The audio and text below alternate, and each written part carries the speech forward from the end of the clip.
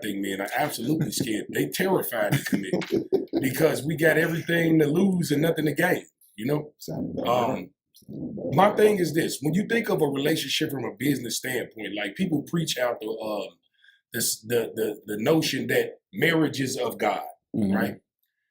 And which is hard because you need the government to get in it and you need the government to get out of it. So where in the hell is God at in the situation?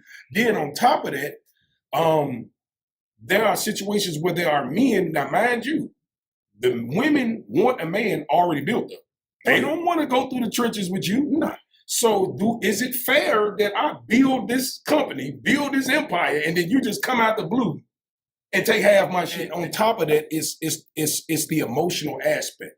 They somehow think that you know, because they play their part in a relationship, that they are entitled to your money.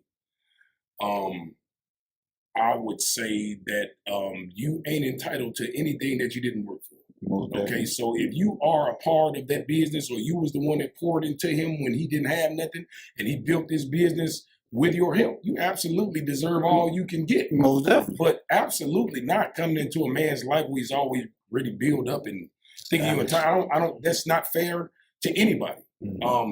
When you think about marriage, it's a business, no matter how you It definitely are. And I am a businessman, and I'm not the only businessman in the world, okay? Definitely. And no businessman will ever sign a contract where he don't benefit.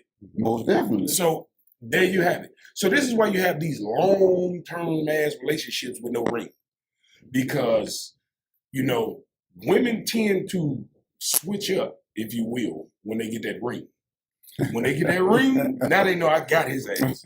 You know? So I've saw it with my own eyes. Not saying that's the case for everybody, but yeah, I've saw it time over, man, where woman to love you down and make you get on your knees. You be like, this it. And as soon as you get married, it's like, damn, what happened to my wife? Yeah, it's a motive. It's always been a motive. They had a post where they said women are, their new retirement plan is securing a husband. Only when it's beneficial to women. So they want us to be traditional men, but they want us to accept modern women. You know, you want to be, like I posted some pictures of my mom the other day when she was young for Mother's Day, yesterday, matter of fact. When my mom, before she met my dad, when she was hot and ready and single, my mama was fully clothed. You didn't see no titties out in the motherfucking 70s and 80s. What it is you want us to accept your attitude, accept your mouth, accept you working, accept you tired, accept your attitude, accept your mood swings, and accept your emotional roller coasters.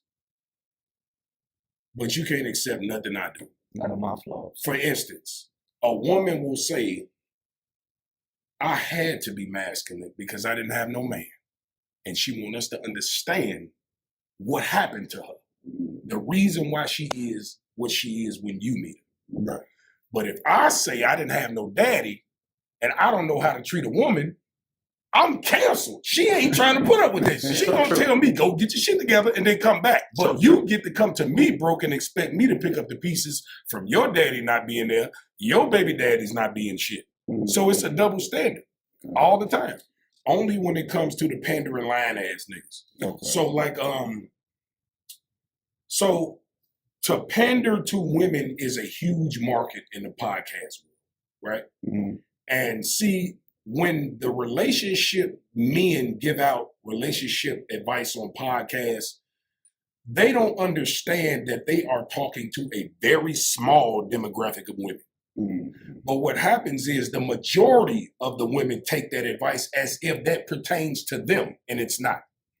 And so they cater to a woman's feelings a lot to make money. They're not really telling them the truth. Exactly. The only person that really told women the truth was Kevin Samuels. The rest of these men, because I've been featured on a few relationship podcasts, and so I keep it real because I don't care about this internet shit.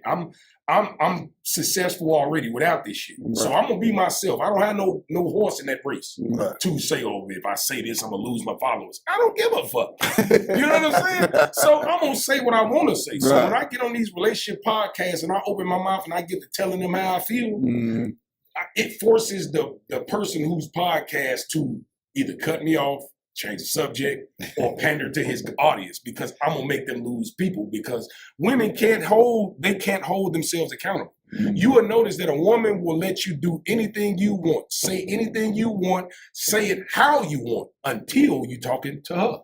Yeah. You see what I'm saying?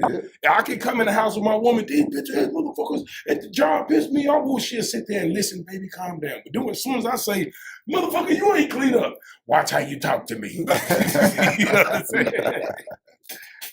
So true. So true. So here's the thing with that was taking advice from single people is not a bad thing. Because I think to be a critical thinker, I think that it's important to see both sides. Both sides.